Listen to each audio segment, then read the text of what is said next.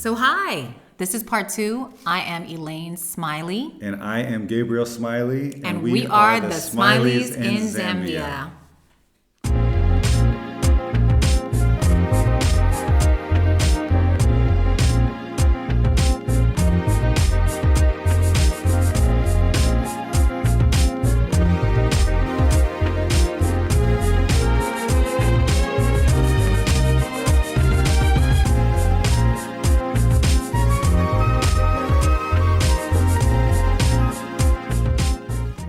Say definitely hit that subscribe button if you haven't.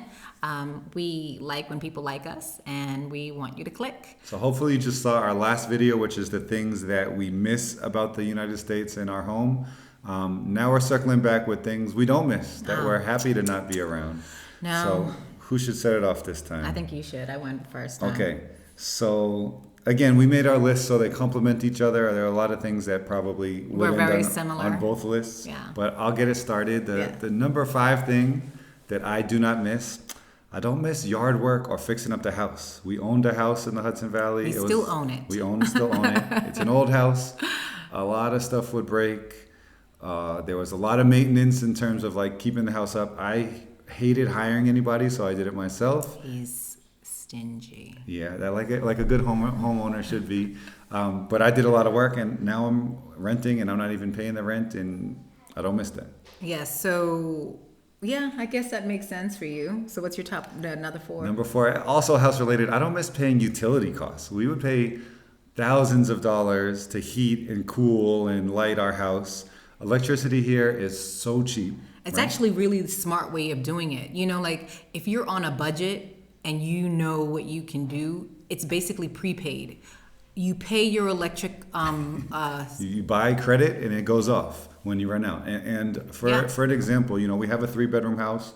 We don't use a lot of AC, but we do it sometimes. We have a lot of fans. We have the fridge. What do you mean, in Beacon? No, here.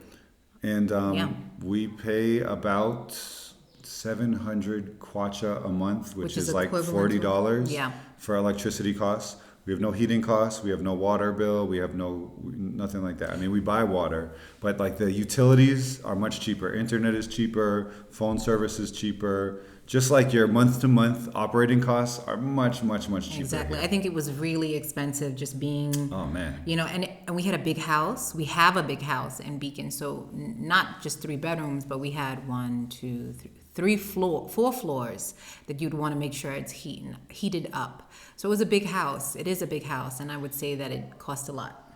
Yeah. Number 3 thing I don't miss commuting. I walk to work now. I live 7 minutes from my school. I don't have to get in a car. I don't have to worry about traffic. I don't have to worry about speeding tickets. I don't have to worry about getting pulled over. I don't have to worry about gas.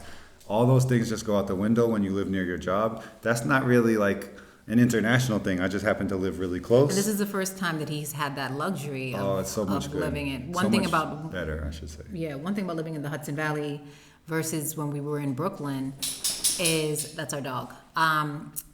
You have to drive everywhere in the Hudson Valley just to get somewhere. And now I'll drive to do my errands, but generally I'm just walking. We don't drive the car that much. Yeah. Number 2, this is a hard one to describe, and it's much easier to articulate once you leave, but I don't miss the rat race of the United States, whether that's like the job hustle, the expectations that come with a job in the U.S., where it's like do more, work harder, answer that email, but also like the competitiveness of just daily life. Who's driving which car? Who's going on vacation where? You know, there's a lot when it comes to America and them saying this is what you need to do in order for you to have this American dream. Right. You get this message about the way you should be living, and it's slightly unattainable, and you do your best to get close to it, and it's like it's draining, man. It's really draining. Hi. Hey, Ribby.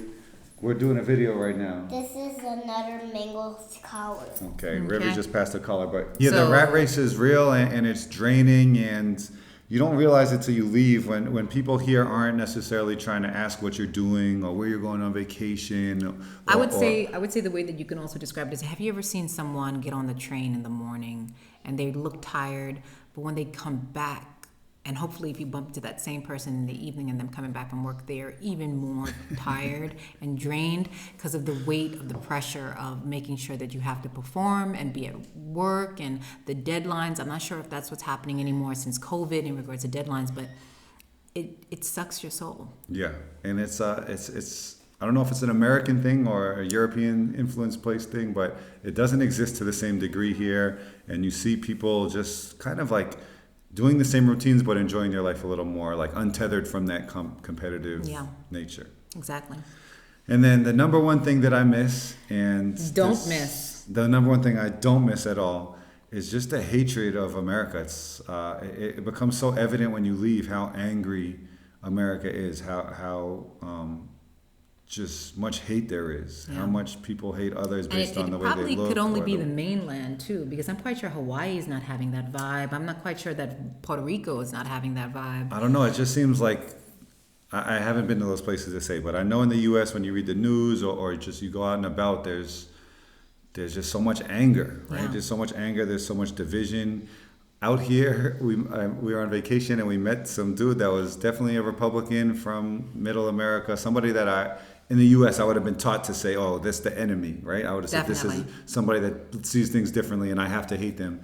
And out here, we're in Zambia and we had a conversation and we disagreed about some things, but we communicated and there was no hate. There was no like, I'm against you type of vibe. And what they connected with would be, we're American and we're having this totally different experience. Right. We were able to connect once you step outside of the arena. America is like an arena where everybody's battling all the time. Definitely. And it feels good to be outside of it. So those are my top 5. It's my turn. All right. Things that I don't miss at all. Number 5. I do not miss the cold weather.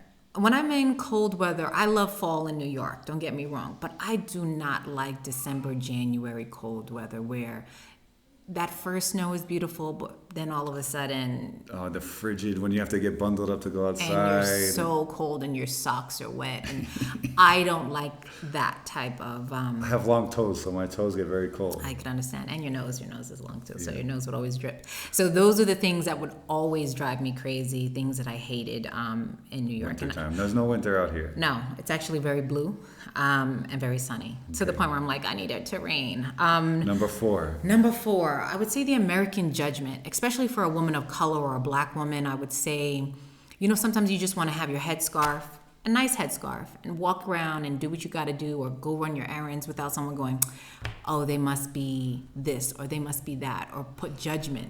Attach labels to you based on how you look. Completely labeling people. And I don't miss that. I see women wearing different types of headscarves. I see women wearing different types of hairstyles. I see a freedom that I think that only black women and women of color would love to have, the freedom of not having to worry about What judgment. about black men? What do you think about black men and their sense of freedom here? I think they seem very free. They walk so proud. They don't worry. If they walk close to one another, they're not like, oh, you bumped me or you stepped on my sneakers. It's really like, let's just hustle and get where we need to go. There's a sense of brotherhood. And there's 72 tribes here and other people here as well. But I mean, there's not that American judgment where you're forced to look at yourself or have this internalized racism, and I think that it runs deep. It runs deep. Number 3. This is a little less deep. It's less deep, but important. It's deep to me. Cleaning my house every day and every single minute, where you need a helper out here. You're actually helping the economy if you have 1 or 2. Some people even have 5 helpers, like a nanny and then a cleaner. Gabriel wants to get another helper in the evening. We have 1. She's really good. She's wonderful. But he's like, we need to get another helper because you should take this opportunity to not have to do so much. And he's probably right. But cleaning my house every day, and I have a big house in Beacon, but here we have a 3-bedroom house. It's easy to manage because I also have a helper coming in 3 days a week and maybe 4 when we have events. Don't get Elaine mixed up. She's still, even though we have somebody helping out, she still is cleaning all the time. Even if it doesn't need to be cleaned, Elaine is a cleaner. I'm a So, cleaner. so she's still. And he's married to me. If there's a and little dirt on the clean. floor, she's cleaning it up. We also have a dog, so we have to be mindful. We have an American dog who likes to be in the house. But one thing I wanted to put in mind that I didn't, that's kind of tied into that.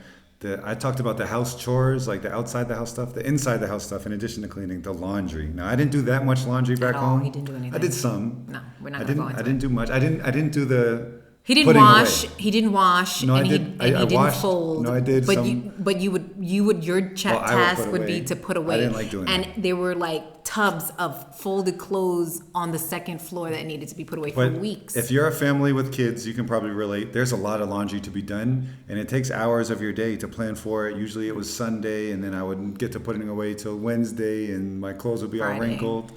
So we don't do No, we have a laundry. helper and she does that and she irons, which is wonderful. I actually want her to help teach the kids how to iron because I'm going to be honest with you, it's not a thing that I do. So that's number 3. And I would say that even though it's not American judgment, it's wonderful. It's a wonderful thing to have helpers. So I don't miss the cleaning every day. Number 2, working full time. I've been working since I was 14, and I've been in the healthcare field, focusing on logistics and strategy and project development and team building. So I worked a lot. And in New York, you have to really kind of double Have work. to work. Everybody's working. Working. Tree jobs. Tree jobs. You're crazy. But even as a woman of color, a black woman, you still have to work a little harder because, again, the American judgment. So working full-time was really hard on the soul. And I would say that I was becoming miserable as a full-time worker, full-time mom, full-time taking care of a house, and a full-time wife. So It's a lot on the plate as a mom and a full-time person. I'm sure there are plenty of moms out there that are like, it's too much for a person to do. yeah, it's a lot. So I would say that coming to a place like Zambia or going to a place that's not so much. You know, I don't think in our circle, all the parents had to work, and some of them had odd jobs and strange things. But growing up, there was like one parent might have worked. You know, that was like what was on TV and like the tradition. Yeah. But I think we're at a place where This is things common. are so affordable. And both parents work. yeah, but in Zambia, you can have one parent working, or you can be able to budget well because you have farmland or because you have other things. You're Right. able to have means of income coming and outside in. of food, like groceries, things really aren't that expensive No, here. So it's you're not spending millions of dollars on activities and trips and things like that. Exactly. So you can get by. You know, we've squeaked by with one salary, right? I think we're fine. All right, the big one, number one, the number one thing you do not miss about United States. Racism and violence. I mean, looking into America news and what's going on in America, you always hear another shooting. You always hear some racism centered around the shooting. You always hear some disgruntled individual who don't like the idea of, not surviving because they feel like somebody else is taking from them. So I really feel like America, racism and violence have been really hard. And it's been so hard, especially as a person of color, especially when you have children who are mixed. You worry so much about what they're going to endure there. And I think I haven't had that problem in Africa. I haven't had that issue. I haven't had to worry about a crazy Karen in type person targeting me. I haven't worried about a white cop targeting us as a family. I haven't worried about those things. I'm not afraid of those things. I'm also not afraid of any kind of like weird, strange occurrences that you go, why is this happening? But it seems like it's only happening in America or Western societies. I feel so free. And it's scary because I do love America in aspects, but I feel like racism and violence have been overwhelmingly hard. Yeah, and you start to realize how much you've internalized it and normalized it, and you've just accepted like that's the way America is. That's how it is. Or that's the world. But in reality, it's really America. It's crazy. I mean, but when you're born into it and you've grown up in it and everybody you know has the same expectations and accepts it in the same way, that it's just this is bound to happen because we live in a racist place. Yeah.